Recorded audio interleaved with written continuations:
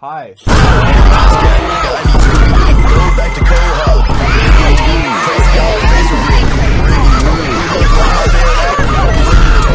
Tommy in it. Tommy in what? That is... Fam!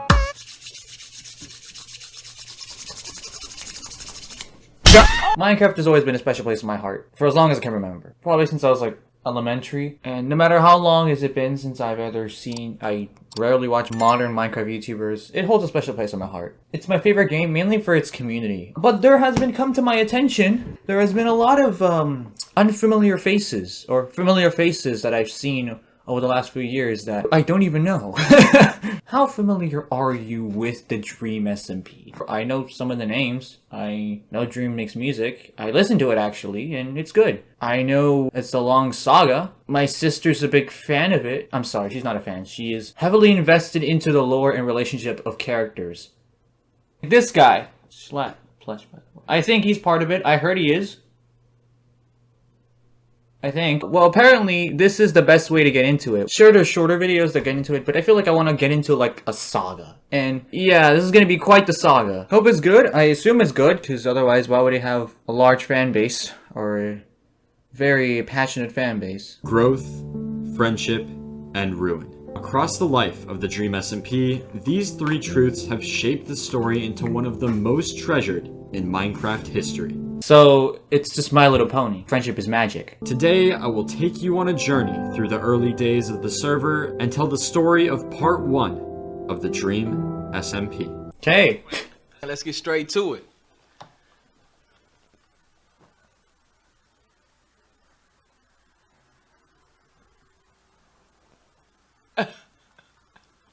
Also, not to mention, I have seen a couple of this guy's videos. By a couple, I mean one, which is that early Technoblade one. Not the tribute one, but the one beforehand. Also, thanks to Lord Cantor for letting me use his recreation of the Dream SMP for this video. Oh, so it's actually, you're actually like, so he's just recreating the story. Well, obviously, I assume he would have footage, like a whole commentary, but also he would actually recreate scenes. That is kind of clever. I mean, this is what I think. I don't know. I don't know what I'm getting myself into. Day 1 of the Dream SMP.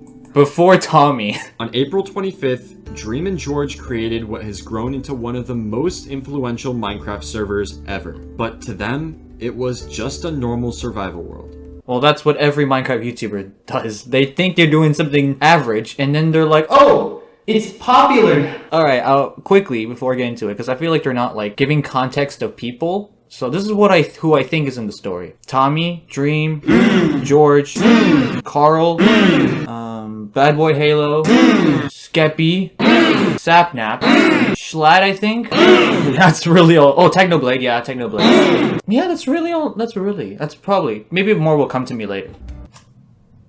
I am such a broken record. For one thing, because I mentioned I never watched these modern YouTubers. I've probably seen them with cameos and stuff. I have no experience with these guys, like, purely, like, solo or Minecraft form. It's gonna be an interesting time for me. I'm also a broken record because, again, I haven't caught up in the late updates. I just know names, just Nether, Cliffs, or Ocean, whatever. I'm such a broken record. Back in my day, the biggest thing was the Herobrine rumor. I'm literally sound like every comment section now. Oh, the good old days.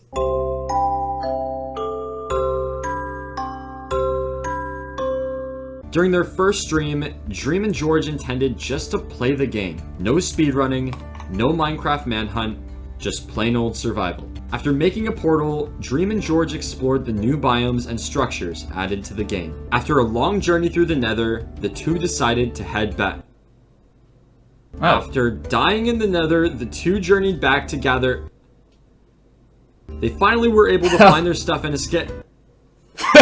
Yeah. Hey, I rate them. I rate their efforts. Its first members other than Dream and George were added. The five were able to develop the world considerably. One of these projects included the centerpiece of the SMP, the Community House. That's a very original name, but okay. The Community House. I mean, look, it's not a bad name. It's just... I guess Dream would have called it the Dream House a long time ago. And plus, George is co-founded, so I guess it's kind of not fair. The Community Nether Portal and the Courthouse, which is pretty... Oh, okay. You see, my sister watched a lot of animatics, and I happened to caught my eye on a couple of them. I have no context, but there are, like, courthouse scenes, and I'm like, I thought maybe it's just a fan thing. But it's actually a courthouse here. I'm like, okay. Okay. Before long, 2 new members had been added to the server. Bro, this is like a discount Preston Place. I'm sorry, man. Whoever your name is, I'm sorry. I just feel like saying it. Hey, like I said, if you have an opportunity for a quip, you go for it. Punk and Bad Boy Halo. Punk, on the other hand, got to work right away building his first giant lemon tree. It's a lemon tree? He also began trapping people's bases. He started this with George. In an act of revenge for the trap, George decided to burn down the entirety of Punk's lemon tree, prompting him to build another one farther down the path. Now that reminds me of like how much trolling happens in Minecraft, especially when you play with other people. And I'm saying this as someone who's never played with other people. But I remember there was a series with 3 people, and it was called Trollcraft. But little did he know, along with his careless actions of setting traps in people's bases, would drive the server to chaos, causing the first war. I mean, I can assume there's so many wars in here. Like, as many wars as Marvel has ever had. Another player was added to the server. The most important addition yet. This player was Tommy in it. Tommy in what? July 4th. After hours of streaming, Tommy gets a completely out of the blue message from Dream inviting him to the SMP. Joining without hesitation, Tommy immediately set out to do one thing: annoy everyone. Who gonna stop me? He quickly became a problem, stealing from chests and killing George repeatedly. So he's a griefer, but not griefer. If you don't know, griefers are like, they're like thugs and trolls in Minecraft, basically. This resulted in him being taken to jail within about 20 minutes of joining the server. People's real reaction to a horror movie monster. They're the most intelligent, like, characters in a horror movie I've ever seen in my life. They're like, oh, it's the monster that kills everybody! Get the freak out of here! After pulling an epic gamer move and escaping, he continued to destroy things. This resulted in Dream teleporting him far away from spawn, banishing him temporarily. Oh, that's However, Tommy was not going to let this stop him from annoying them. I'm sorry, when you create like him walking slowly, for some reason it reminded me of Simba trying to find his way back home.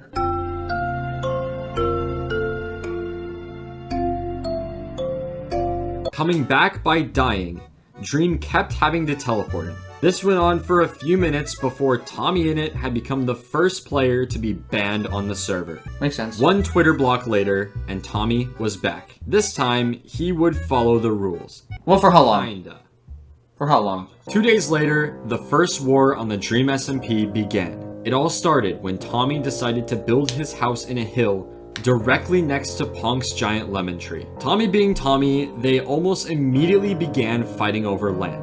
This resulted in Punk killing Tommy and also trapping his house. Sapnap seeked revenge by burning down most of Punk's lemon tree.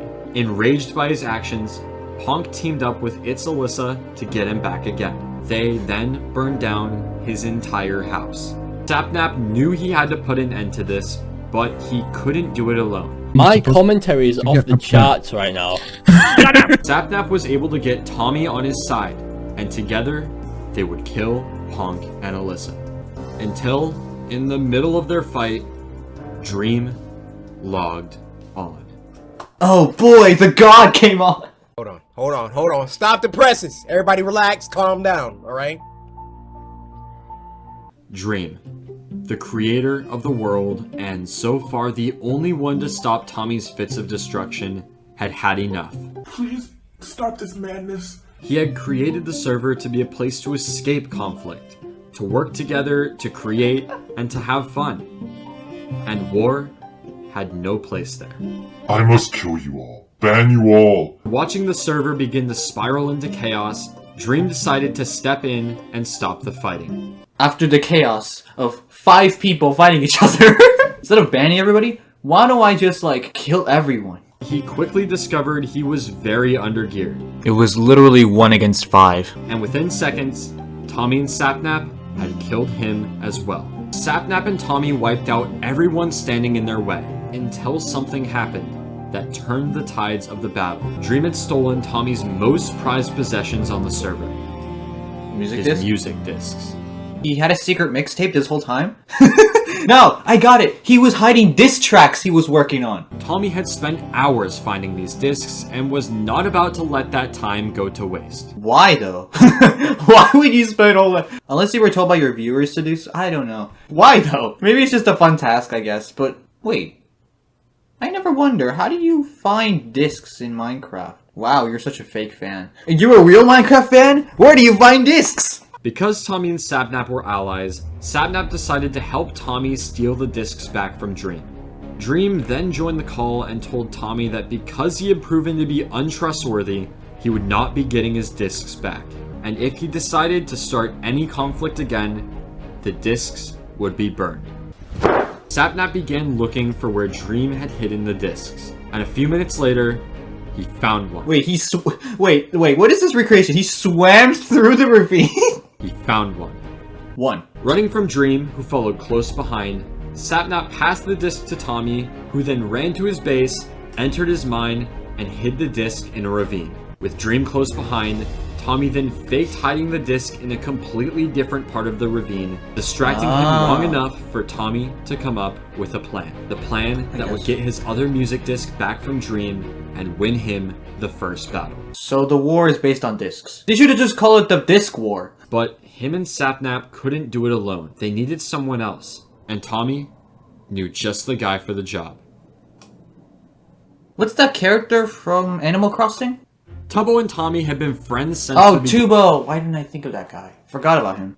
They met when Tubbo had been streaming on 0 viewers for almost a year, and Tommy rated him with 20. Later on Discord, the two started talking, and before long, they began streaming together. Throughout the Hypixel Skyblock phase and SMP Earth, Tubbo was there, scamming, fighting, and laughing his way to victory alongside Tommy.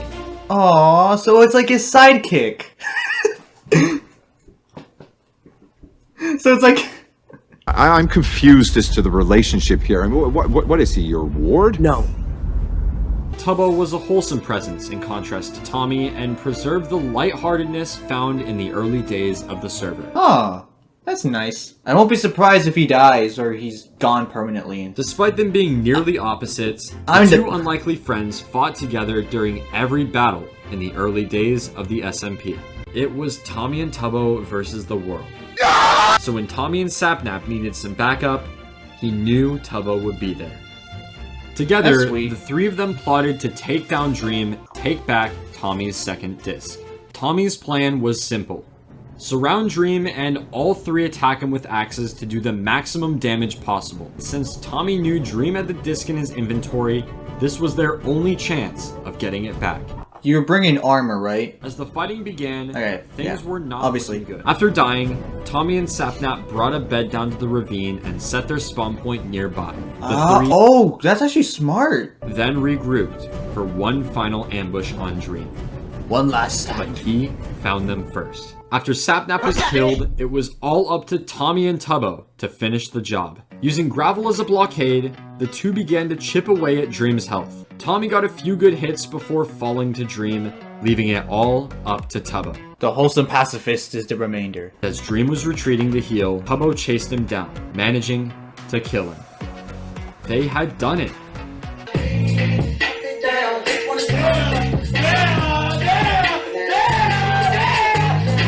The team had managed to take down the most powerful man on the server. Wow, we defeated the most powerful! The second time! And Tommy's most prized possessions were back in his hands.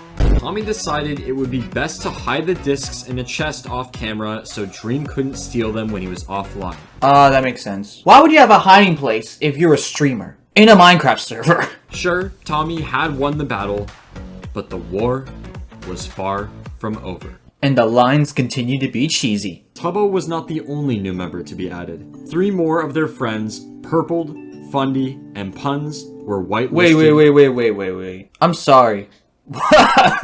Purpled and Puns? Are they like twins? New players meant new development, and from this point forward, the server really started to take shape. You know, if I had friends in Minecraft... Finally, both Fundy and Dream created secret bases underground.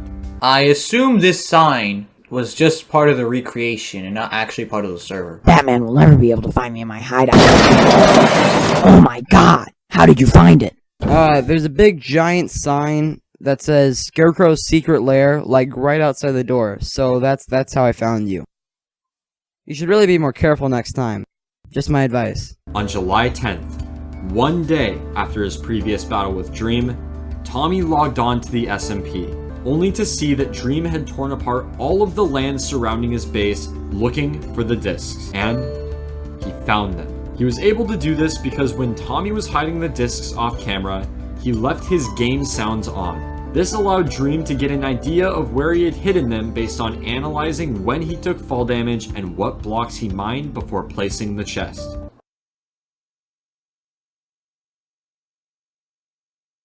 What?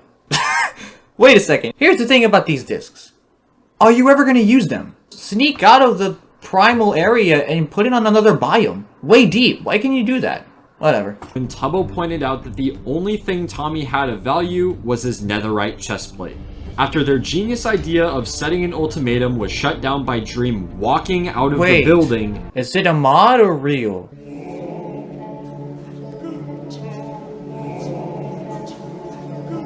Wait, is it actually real? Oh my god. Oh no, this can't be. Man, I'm such an old. I'm so old. I'm so old. Wow. Man, when next time I'm gonna play Minecraft, it's gonna be like a whole new thing for me. Jesus. Hey, what you watching? Dream threatened to burn Tommy's discs if he didn't give him the netherite chestplate within 20 minutes. This left only one reasonable solution. Him and Tubbo would try and portal trap Dream and kill him with beds. Why did they actually think that would work? He literally just said he doesn't have the discs in his inventory. Pathetic. There was no way it wouldn't work.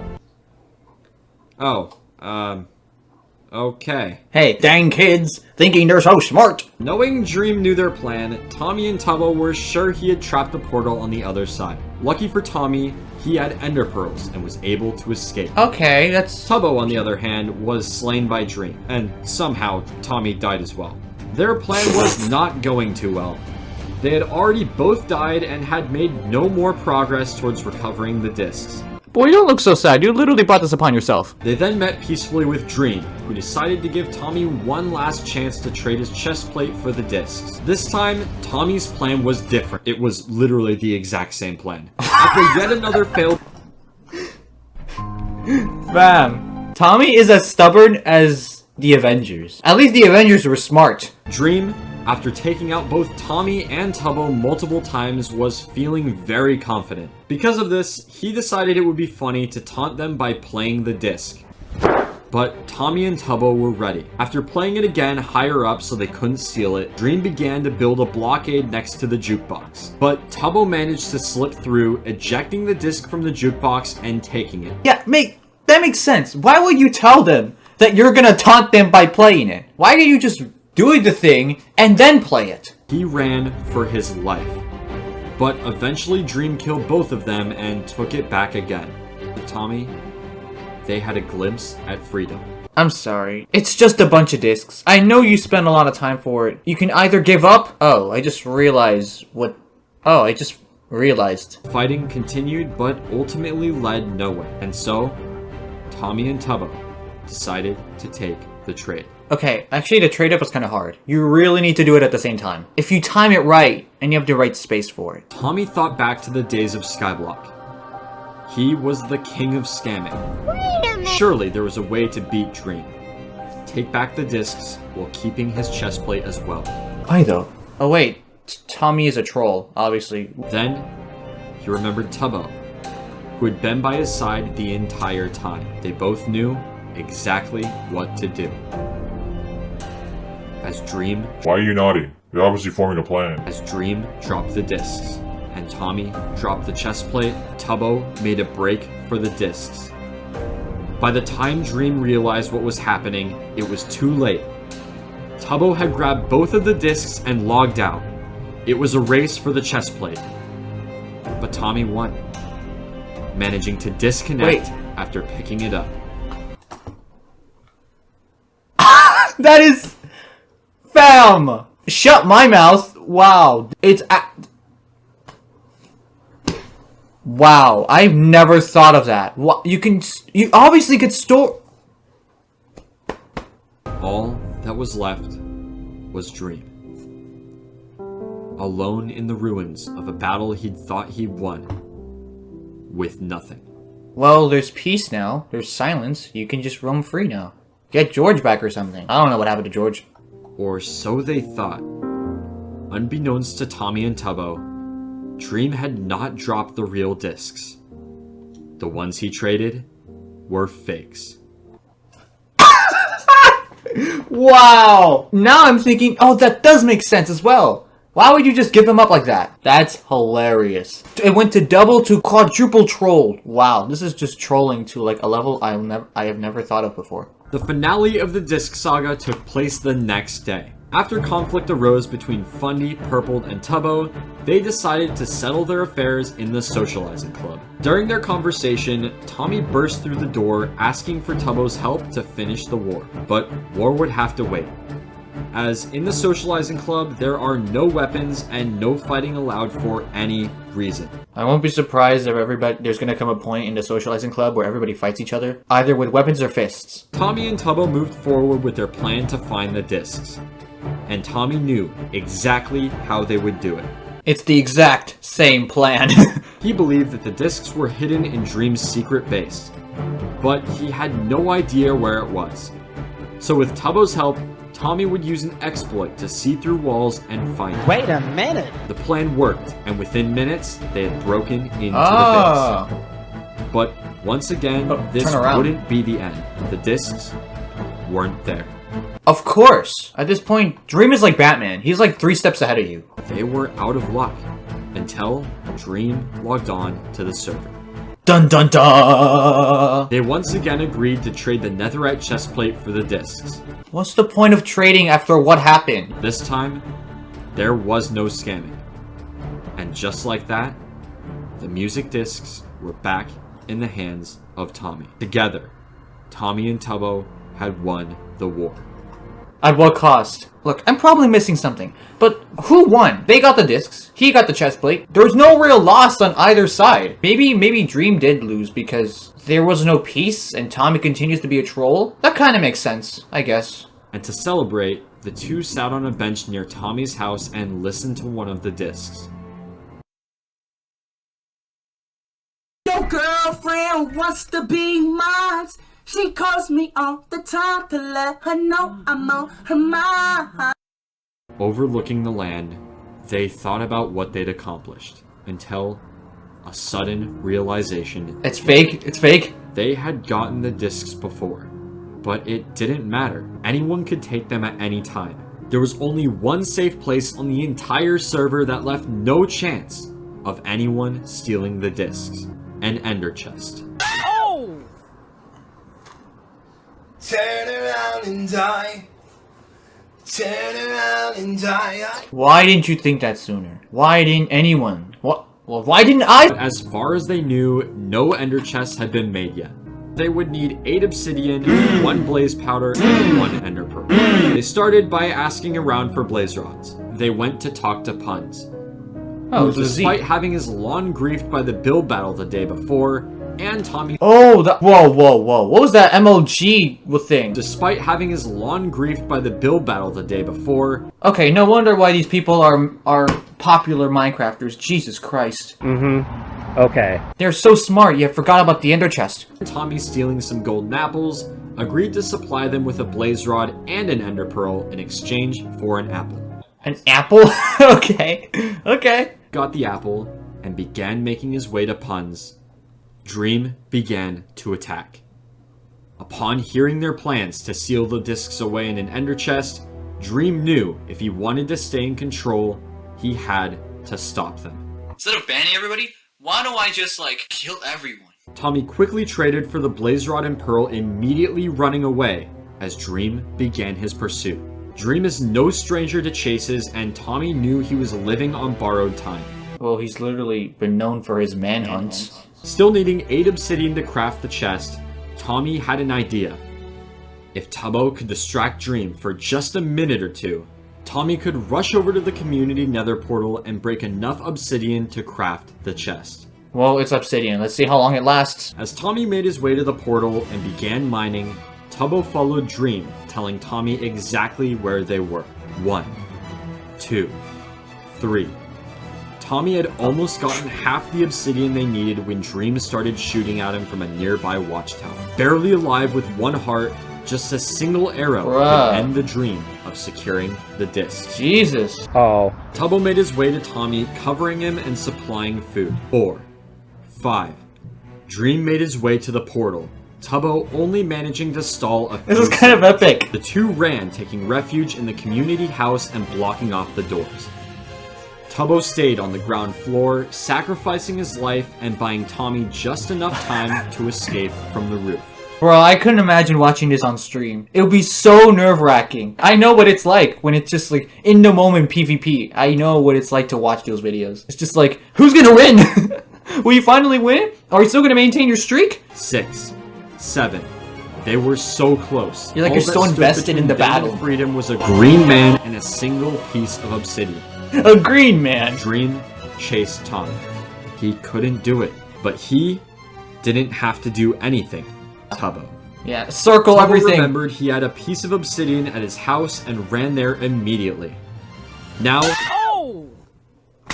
Tommy was the one stalling.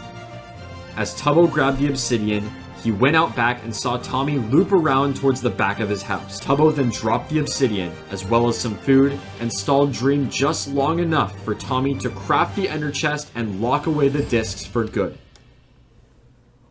Wow. I have this feeling where you're so invested in the people that any nerve-wracking battle, it's hilarious. Together, against all odds, the two friends managed to save Tommy's most prized possessions from the wrath of Dream.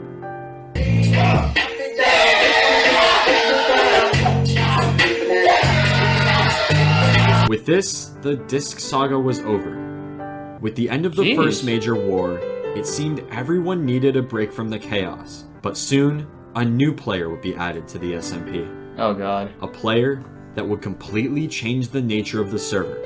I forgot about that guy too. And July 24th. Just 20 days after Tommy joined, one moment changed the course of the server forever. I was gonna say something. Tubbo is blonde in the game. He's not in real life. Unless if that's a coconut head. It's like someone cut a coconut in half and just stuck it on his head. So Wilbur is like the new Tide Turner. Or is going to be. This is only the first part, by the way. And this is only like almost half an hour, this video. How am I gonna get through all of this? Well, if you like my take on it, the Lemberg Revolution. Wow. Okay. The Lemberg Revolution. And they're apparently going literally revolutionary. It's gonna be weird, and yeah, I've been recording for an hour now, Jesus. You know I'm all-knowing, right? Today we're doing part 2, the Lemberg Revolution. The Lemberg. I don't know what name that means. I just know it's a revolutionary war now. We're going revolutionary by Wilbur, I think. Wilbur Scoot. That is not correct. So I'm gonna pull a Corey Kenshin. Sit back, relax, Grab some snacks. I'm gonna get a granola bar and wash it down with some Prime. I know it's not the best combination, but I just gotta finish this thing. It's only like less than halfway done.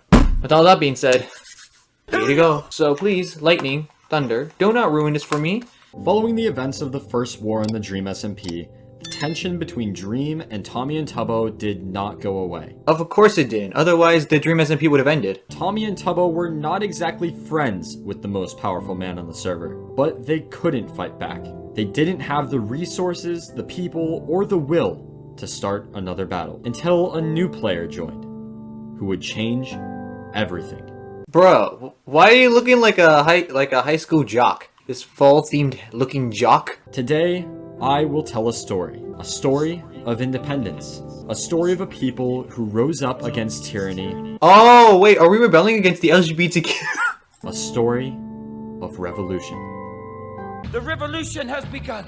This is part 2 of the story of the Dream SMP. Which stands for so many players. Wilbur Soot. Wait, Suit? I thought it was Scoot. Wilbur Suey. The introduction of Wilbur marked a turning point in the SMP, from a jumbled mess of conflict to something more. From this point on, Wilbur saw an opportunity in the Dream SMP. Not an opportunity for power or an opportunity for war, but an opportunity for business. He started by building a caravan.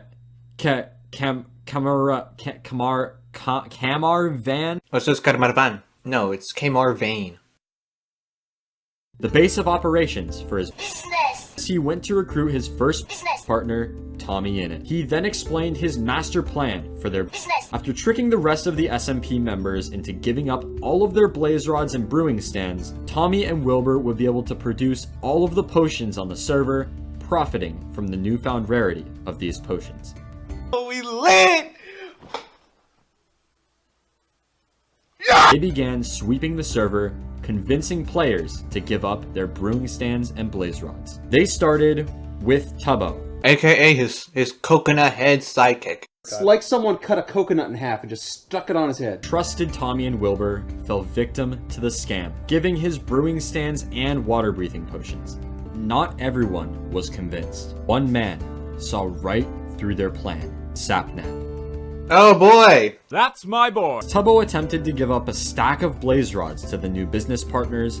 Sapnap punched Tommy out of the way, taking them for himself. So basically, pandas, I'm gonna call them pandas for now, I don't even care what you say. With further suspicion of their operation, Sapnap followed Tommy and Wilbur back to their van, taking it upon himself to investigate.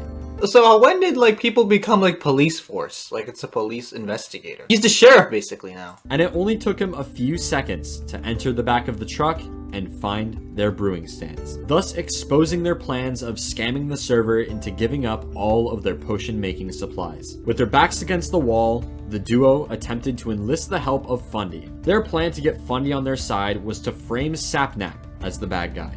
My commentary is off the charts right now. Proceeded to hide the evidence of their plans from Fundy, who then decided to join them. Sapnap had had enough. Attempting to arrest Wilbur and Tommy, Sapnap ended up killing Tommy purely for taunting him. This prompted Tubbo, who was on the side of Sapnap after being scammed by Tommy and Wilbur, to reconsider his position. Being completely outgeared, Wilbur, Tommy, and Fundy retreated to the van, and right as they thought things couldn't get any worse, they did. Tommy had some unfinished business with Punk, having stolen from him once again. Oh, of course he did.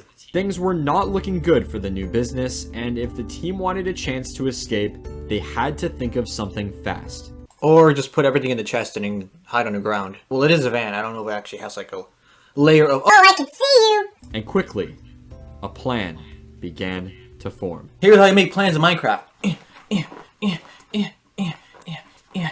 Walked out of the van, stalling Purple and Punk just long enough for Tommy to escape through the floor of the van. Oh, there is a hole you can see. Into a cave.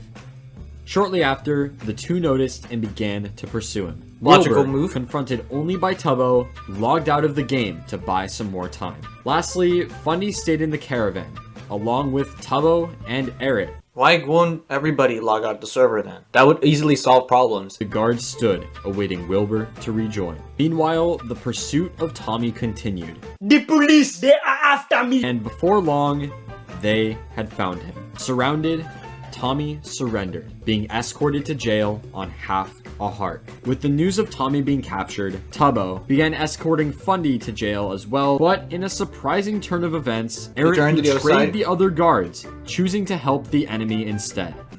Well, I guess if you log out, you'll log back in where you spawn, I guess. And for now, he is the first of many double agents. My god, I couldn't imagine how many double or triple agents are going to be in this saga. Knowing he was safe, Wilbur logged back in and conspired with Eric to free Fundy and Tommy. Their plan to free Fundy was easy as he was still being escorted by Tubbo. Eric would convince Tubbo to let him finish the escorting of Fundy to court, where he would then bring Fundy to his house, allowing him to plant Wilbur the ingredients for an invisibility potion. I feel like at this point in stories, or if you're like role-playing in a server, you can just like detect, you should like feel kind of suspicious when someone's like, hey, let me finish the escort while you go. Why though? But when Fundy and Eric reached Fundy's house, was there. Little did they know he had been spying on them in their voice call the whole time, and knew Eric had betrayed them. oh my god, there's gonna be so many spies. Oh, I'm helping you. Oh, someone saw us. Oh, someone's attacking the spy. It's gonna be a nightmare, Jesus. He then quickly informed Sapnap of the news and requested him to come to Fundy's base as backup. While Sapnap was leaving for Fundy's base, he left Ponk in charge of watching Tommy. As the two sat in the courthouse, they began to talk. And I'm gonna convince you to join the side. Before long, Tommy had convinced Ponk to help him escape. How? How? Tommy's plan was to have Ponk draw the guards back to the courthouse and escape through a hole he dug in the back of his cell. This was perfect timing for Sapnap and Purpled, as Sapnap had just arrived at Fundy's base and the two guards began escorting Fundy and Eret to court. Tubbo, meanwhile, traveled back to the van to keep an eye on Wilbur. Everyone's keeping an eye on each other. There's like countless eagle watches. After Wilbur transformed the van from the potion brewing station it was to a hot dog van, Tubbo... Wait! Obviously, it can't be a hot dog stand. There's no way you make hot dogs in actual Minecraft now. With Wilbur's permission, investigated. Finding nothing out of the ordinary, Tubbo provided compensation of 10 gold for the disturbances they had caused earlier. 10 gold? Was one of the main materials he needed to make the invisibility potion. Oh, really? The plan was beginning to fall into place. There was still a solid chance of the prisoners escaping. And as the guards escorted Fundy and... I still don't know what he said to Punk than to be like, Hey! Can you get me out of here, please? His magic word was please. I get it now. Eret back to court, Wilbur continued gathering the resources for the potions. Before long, the trial had started and they were running out of time to escape. Ponk had been figured out and was thrown in jail with Tommy. How though? By conversation, I guess. Purple went off looking for Wilbur, who had just began brewing. With Purple gone and Wilbur about to be compromised, tell me this does not look like the Bifrost. Prisoners dug out of their cells and ran. Everyone was on the run. He's running! Oh, there's gonna be a constant, like, Benny Hill chase. Just round and round. Some fighting, everyone decided it would be best to meet back at the van. Tubbo and Wilbur began to talk. Wait a second. Why would all of them be back at the van immediately? Wouldn't that mean everybody would know where you are and just come at you? After explaining his plans to Tubbo and talking of the injustice they had done to him and his accomplices, Tubbo decided to join his side. And just like that, with everyone safe in the van and a new member on their side, the businessmen had been through enough.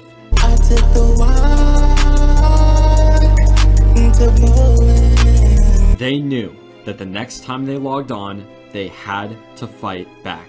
Okay, so all they need is just, let's and fight our way through everybody. Just basically kill everyone, that's their plan. Everyone on the other side of the wall. Wilbur had an idea. The team would no longer be businessmen. They would be citizens of a new nation. So they create their own nation within a nation. Oh, I get it now. Basically, they're making Minecraft the United States. 1 week passed before their country was officially born. Wait, how would you make a country? Do you just make like a fence, or do you find another big old island biome? Do you just... Why can't you just move to it? That week, as well as the time before Wilbur joined, a lot had changed on the server. 2 new players joined the server, Skeppy and Eret. For the most part, Skeppy did not play a major role in the story. There's always that one character in a story with that type of face. Eret, on the other hand, did, and would play a major role in the new nation of Lamamberg. You literally say that for every character. This character is not important, but this character will, in the future, when I get there, in several minutes, or in the next video. The new builds included a sewer system that led to many areas of the server, Eret's castle, which eventually housed the throne for whoever held the title of King of the Dream SMP, or King of the LGBT, a jungle base built far away by Tubbo, and a few new towers here and there. Bit by bit, development continued on the server, until the day Lamamberg was born. Lamamberg. 3 days. That's how long the war would last. Like 3 full days in real life, or 3 Minecraft logins? Or 3 days in the Minecraft cycle? I don't know. 3 days, the fate of their nation would be decided, and the wills of the men. But before they could begin a revolution, their great nation needed a name. And Tommy had just the idea. Manberg, or alternatively, Mantopia. I like Mantopia. Yeah? How do we make it European? Le Manberg. Wait a second. So they're going up against Rainbow Kingdom, and they're going to name it Mantopia. Le Manberg. Yeah, that's funny. Le Manberg. Where do you live? I live in the state of Le Manberg. I guess that makes sense. The name was decided, the fellow citizens began to build a wall to distinguish their land from the greater Dream SMP. But how big is the wall? How far? They're basically finishing what DJ Trump started, but point being, yeah, you're making your own country within the greater SMP. I guess I get the point. So, you guys should just make your own world and leave it like that. The SMP can just take the rest if they want. In their new nation, anyone would be allowed to make potions without being arrested, and the tyranny of Dream and his fellow Americans would no longer affect them. Okay. Here's the really thing that really bugs me. Why is there tyranny? Oh wait, yeah, because Dream doesn't like chaos. He just likes peace. And he literally, oh my god, he is literally Injustice Superman. He literally wants peace, but when things turn south, he was like, nope, let me just control. Let me actually try to control the world in a way I thought I couldn't do or didn't want to, and slowly drag myself down to an actual tyrant of this world. This was the Dream. SMP. Along with Wilbur, Tommy, and Tubbo, Fundy and Eric joined the new nation. A nation of 5 guys. I'm so funny. Upon hearing the news of revolution brewing on the server, Dream went to confront the members of Lamamberg. This time, they didn't hide anything. Yeah, like what else are you gonna hide from them? Oh, we're just making a barrier. For what? They didn't hide anything. The team explained that everything inside the walls was their land and would be governed and cared for by them, separately and under no rule of the greater Dream SMP. Included would be Tommy's Hill House, which would remain property of their nation as the Lamamberg Embassy. Dream, however, was not convinced and left to conspire with his friends about what to do. Because for some reason, we can't have independence. Before long, Dream began bribing Tommy to leave Lamamberg and rejoin the greater Dream SMP. I will bring a woman. But he would have to do better than that if he wanted someone to turn. That being said, Wilbur still questioned whether Tommy was truly devoted to the revolution or just there to be a face of the nation. And what difference would it be? He'll still be there. Do you want him to turn or do you want him to stay there? He's still part of the nation. After they reached an agreement, Phase 2 of Wilbur's plan began to take shape. They pull up with their revolutionary drip. Bring on the drip, boys!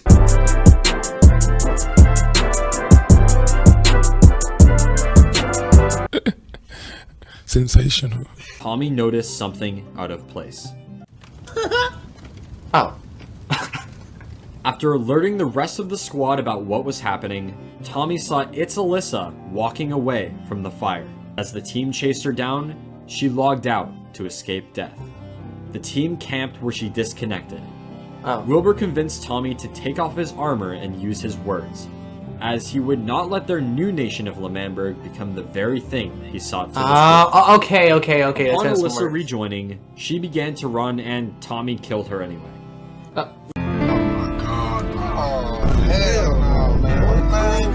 For Wilbur, this was the final straw, and when they all got back to Lamamberg, he temporarily dismissed Tommy, making him go back to his home in the greater Dream SMP. But then, word got out that Tubbo was being held hostage by Dream, Sapnap, and Puns.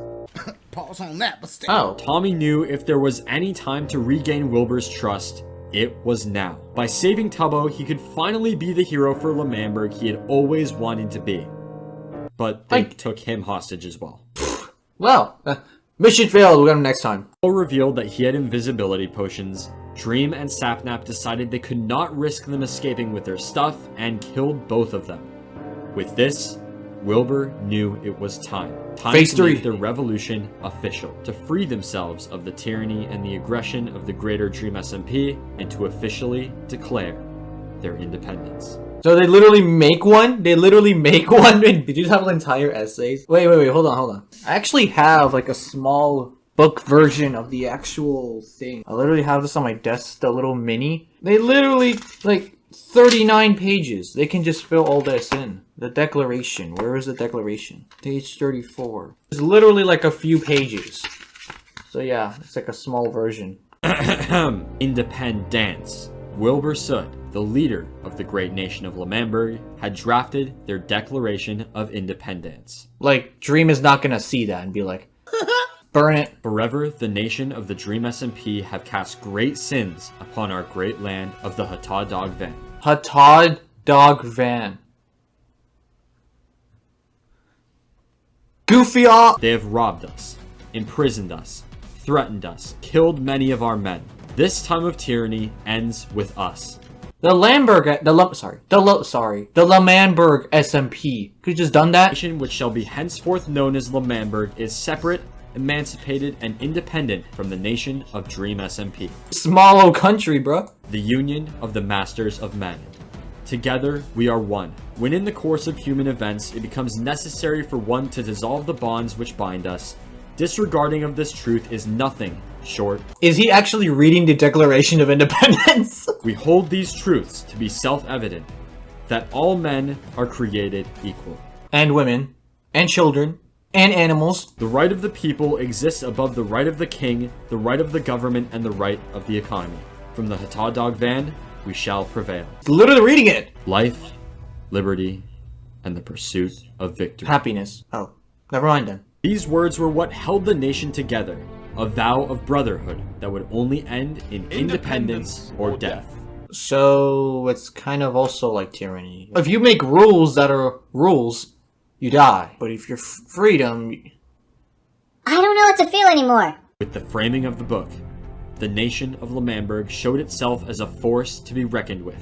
As long as L'Manberg stood, Dream knew he couldn't have control. And so, him, George, Sapnap, and Puns drafted another document.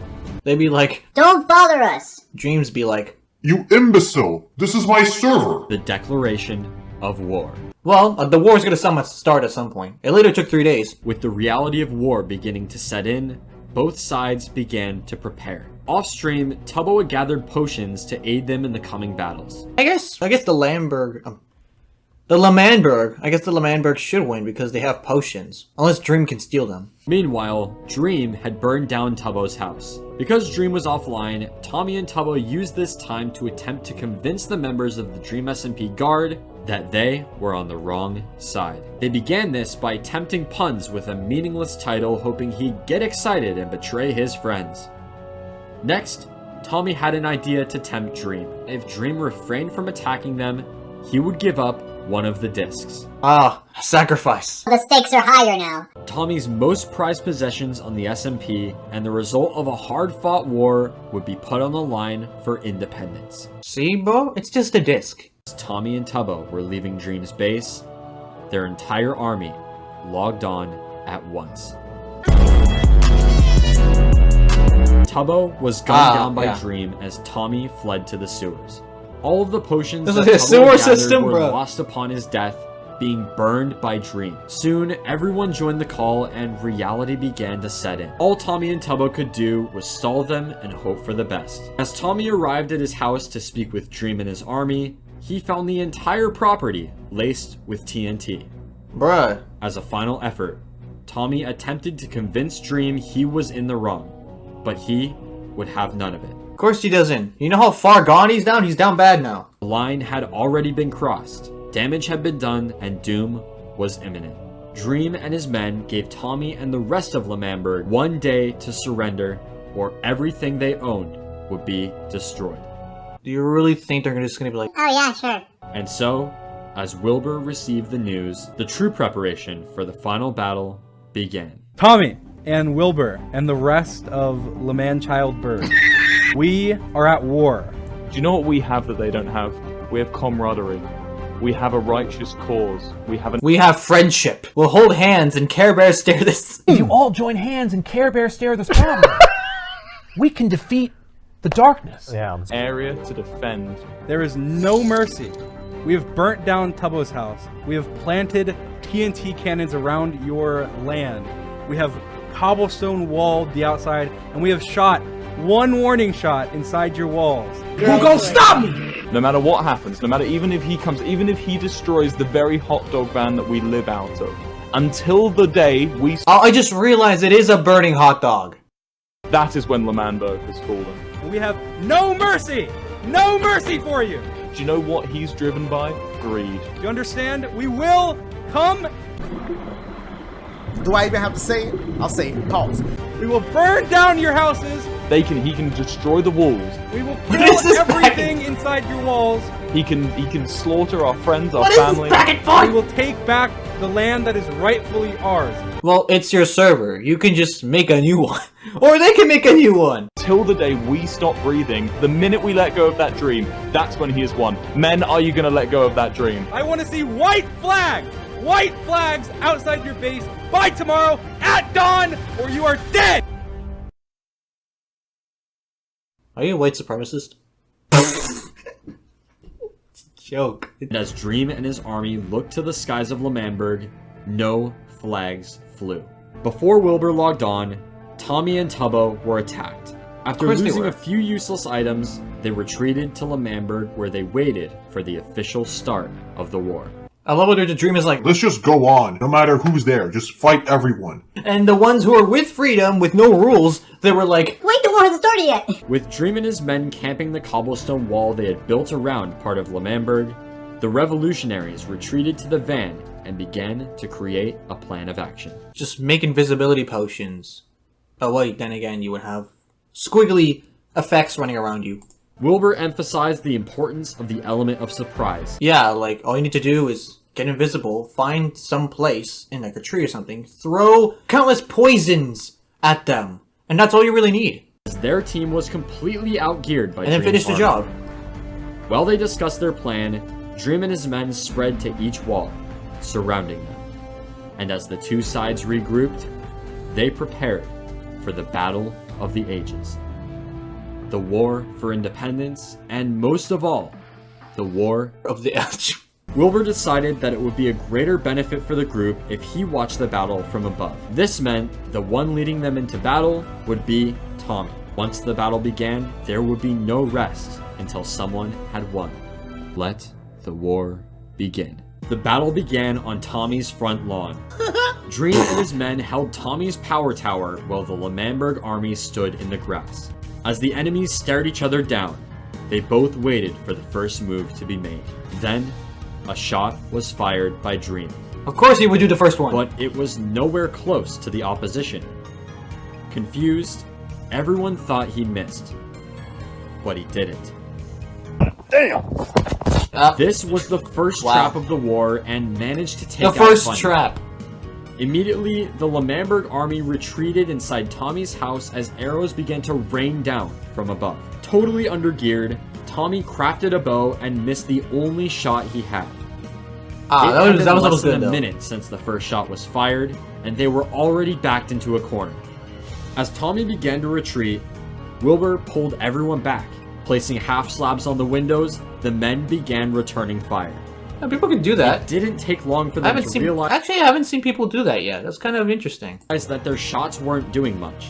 They needed another plan. Tommy suggested purling on top of the tower and knocking them all off. But Tubbo reminded him that Dream had his end crystals from when they killed him earlier.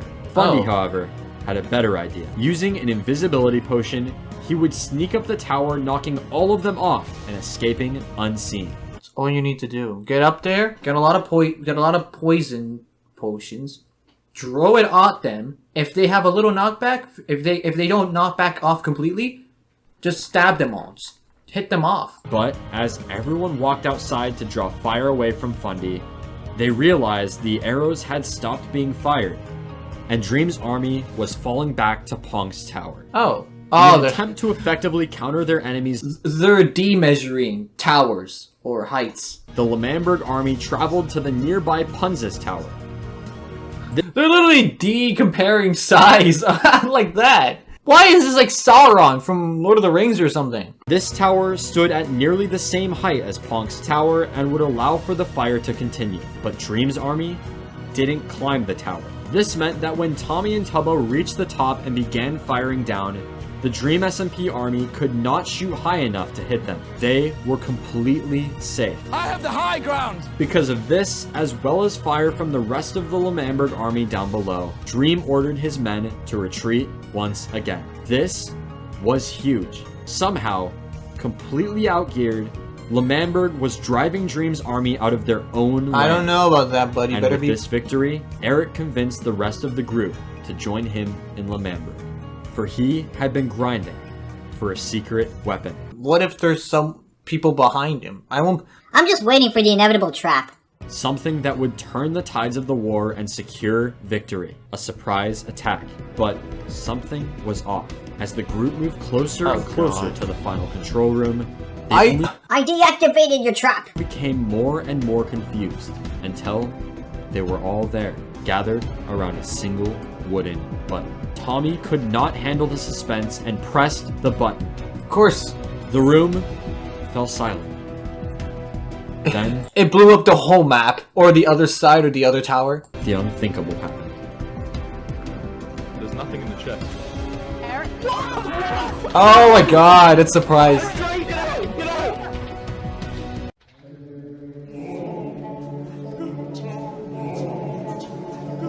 It's gotta be scary when that happened in live. It was never meant to be. Just like that. Oh they my all had nothing. Everyone's forgot. They're like double agents. All of their armor and weapons had been stolen or burned, and they all retreated to the van to take inventory and come up with another plan. Now, first of all, you gotta make sure. Which one of you is also part of the whole thing? Who was the imposter? Before long, it became even clearer that they had absolutely nothing. This meant they would have to resort back to the core beliefs of L'Manberg, winning through words. Wilbur, alone, attempted to negotiate with Dream, but it was no use. If L'Manberg did not fly white flags signifying their surrender of the war, Dream would blow up it all. Believing this was a bluff, Wilbur followed Dream back to L'Manberg, where him and his men gathered at the wall for their final statement. Then, they all remembered the start of the war, the trap, the explosion. They had to stop. It was too late. All they could do was watch. Bro, this man is making this story more dramatic than it should be. Oh, it's just banter and these wars happen. This man just making this a whole soap opera. Gary, get back. Don't let this hurt you guys. Don't let this racism hurt you. Whoa, hey. The audacity! The land, their nation, the van. The van, the ground, the walls. Oh no! A chance at freedom, gone with the swift shot of an arrow. He literally said no mercy. And with that, Wilbur, along with his right-hand man, went to negotiate the terms of surrender. Bro, it's literally, like... It's actually kind of sad, really. Now it makes sense to, like, when you lost a war that actually has stakes and not just 2 freaking discs, I guess I do feel for them. And as they met with Dream, Tommy began to run his mouth. And Tommy went on, insulting Dream and even challenging him to a 1v1 bow duel.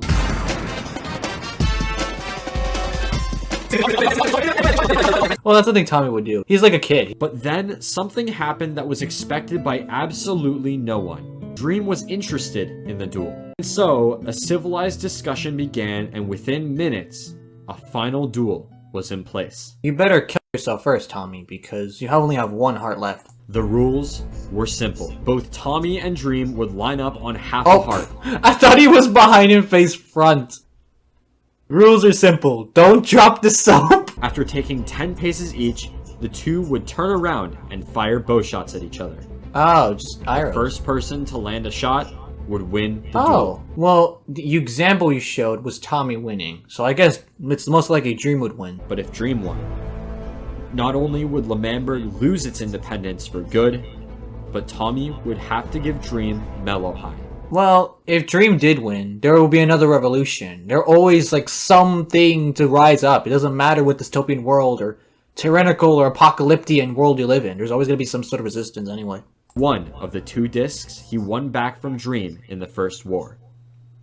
With everything on the line, the sun fell low in the sky, and our Wild West duel is about to begin with arrows instead of guns. Creator of the server and most powerful I guess man it is, there literally.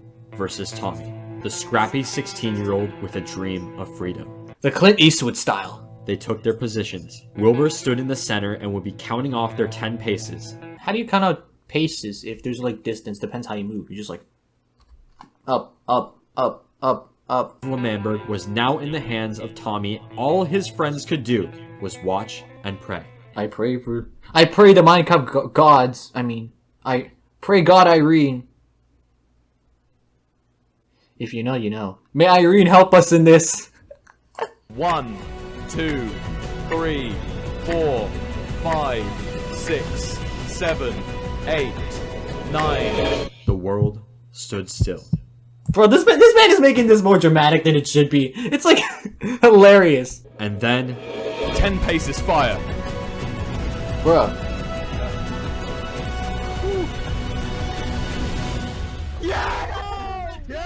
What do you expect? You have half a heart! Why am I complaining? It was who shot first wins anyway. L'Manberg had lost for the second time. His face of disappointment is everything. It's like a meme template. Tommy owed Dream the very disc he spent days fighting to get back. Once again seemed that all hope was lost for L'Manberg, but in one final twist, Tommy had an idea. Bro, this is real unexpected. I don't really know what could come after this. He requested for Dream to join a private call, and he did. Dream, I know what you want from me.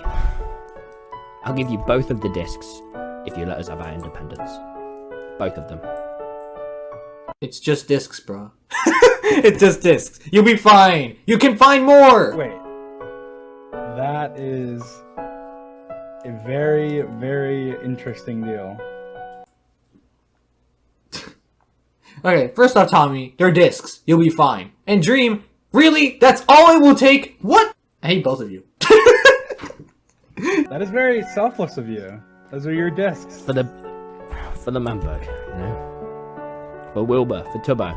This is more like hilariously, like, character growth for Tommy. How about this? I'll grant you technical independence for both discs. We will not go into your grounds unless we're allowed, and we will. You respect us. Yeah, just independence, man. Just independence. Tommy, despite for his entire time on the SMP thinking only of himself and his own wants and needs, laid down his most prized possessions for the greater good of their nation. This story had a happy ending. And That's amazing. L'Manberg, against all odds, was free at last. In the light of their victory, gathered the men to write the Decree of Independence. It read, "As we gaze upon the swaths of redwood trees, the great hills to our south, and the walls that have protected us for years." Who took poetry class? Wilbur, did you take writing class? I, as the now president of L'Manberg, hereby state,